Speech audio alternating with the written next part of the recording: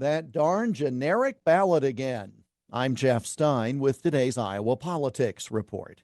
Yesterday at this time, I downplayed this week's Iowa poll that surveyed voters in Iowa's 4 congressional districts to determine if they preferred a Republican or a Democrat to represent them. I said it's basically worthless because we do have candidates by name that could be asked about instead of that narrow R or D viewpoint. Still worthless, but not quite as worthless, is the latest Monmouth College poll. This was at least gauging a national trend. It shows that 50% of those surveyed would vote Republican, while only 44 say on a generic ballot they'd choose the Democrat.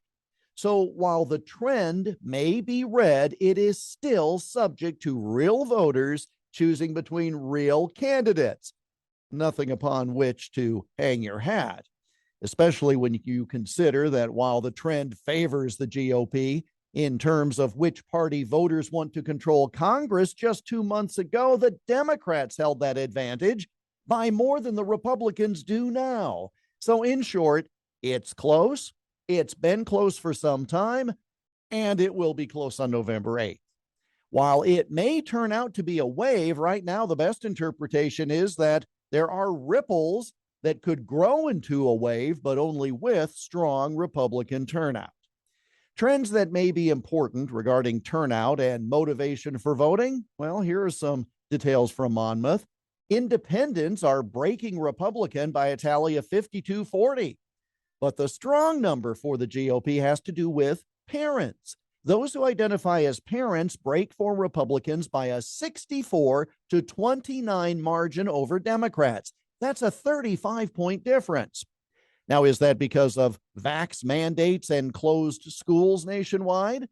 Perhaps it's about gender affirmation and hiding things from parents. Who knows?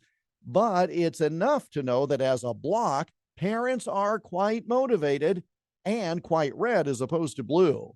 Now, again, no one can predict anything really, which is why you need to act on your own with regard to a voting plan. Because staying home in an election this pivotal and this important is really not a valid option.